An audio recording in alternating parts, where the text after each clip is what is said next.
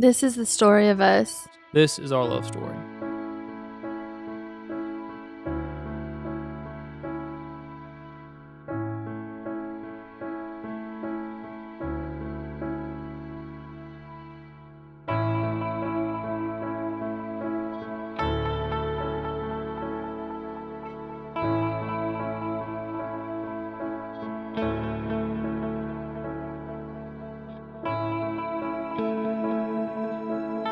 Guess you want me to start? Yeah. Oh, we met at one of my fraternity college functions. Not too proud of that. As my dad says, the only thing good to come out of the ATO house. But anyway.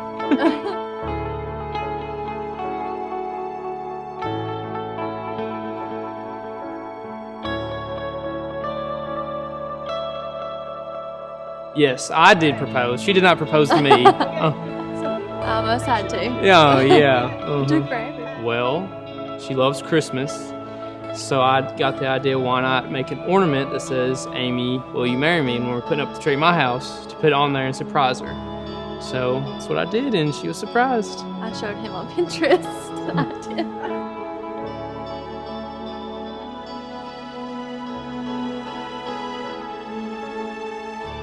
Both picked out the ring together. I was not going to pick it out and then her hate it or something. That'd be a terrible situation.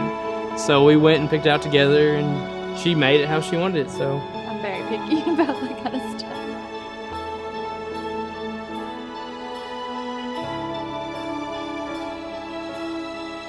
Three kids. 3 kids, I guess.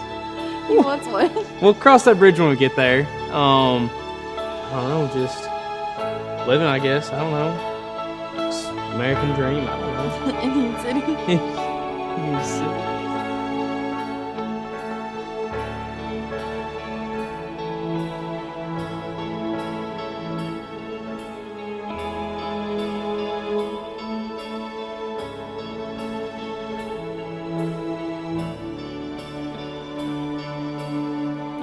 My first impression when I met Amy, I was like, wow, I need to go talk to her.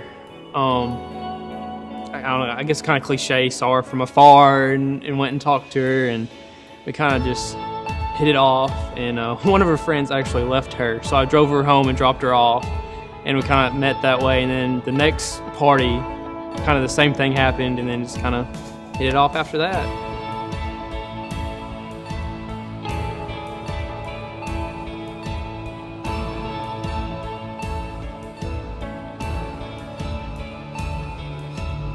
My first impression of Bradley, this before I knew him, I just thought he was a fraternity guy, gonna be a jerk and not as nice as he was.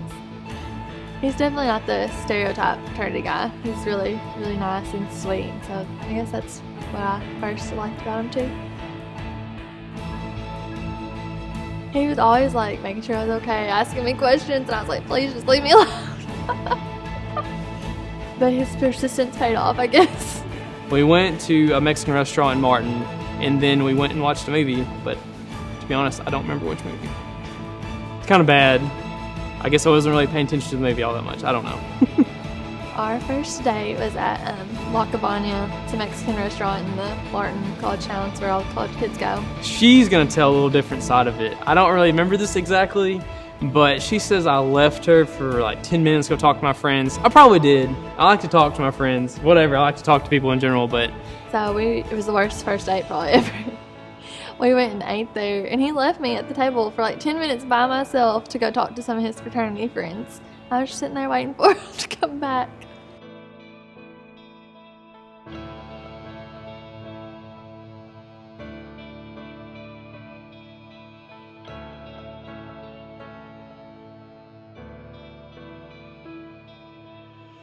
It just wasn't like instant.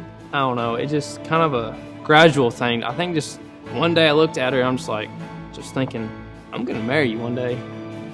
I could just see myself being 90 with her. It's just, it didn't instantly happen. I'm not gonna try to say it did, but it just kind of gradually just, I don't know, the idea just came, and I was like, yeah, that's gonna happen. Well, honestly, I don't know how I know that he was the one. I guess gradually.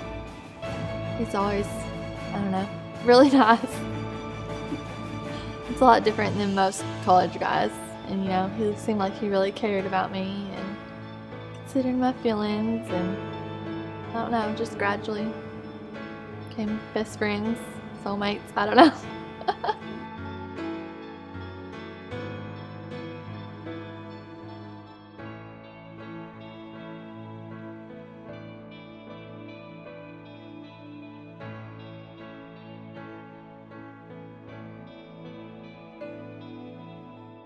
The biggest difference? Well, I'm a people person, and she kind of isn't. I mean, she is, but it's odd. It's going as our dating and more as like we're becoming similar interests, similar. I don't know. It's just the differences seem to be going away. I don't know. Good thing or bad? I don't know. But Probably him being an only child and coming from a small family. I have a sister, but like my mom has a bunch of brothers and sisters, and we were always together. And so it's just a big difference from him being an only child. And we had chores growing up, and he doesn't like to do chores. What could I change about Amy? Nothing. I mean, there's nothing really. I mean, she loves me for who I am. What more could you ask? What more would I want to change? I'm just so lucky to have her, and there's nothing I would change. I may not like everything that she does. She doesn't like everything I do. I know that for sure. But there's nothing I would want to change. If I could change one thing about Bradley, it would probably be his video game playing. It's nonstop. I hate it. What would she change about me? Probably the video game playing. She would change that. Clean it up a little bit more. But I don't know. I guess when I watch this video, I'll see. I think he would change that about me. Probably that I'm OCD about the house being clean. And he doesn't care. He just sits stuff everywhere. And I'm always nagging him about pick that up or I'm going to have to do it.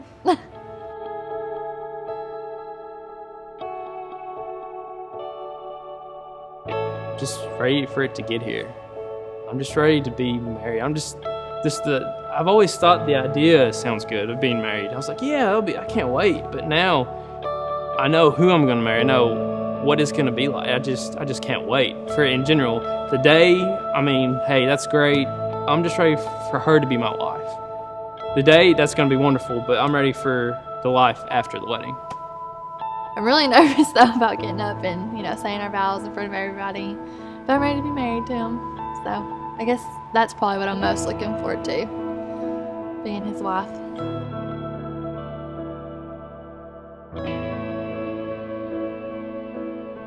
I love you.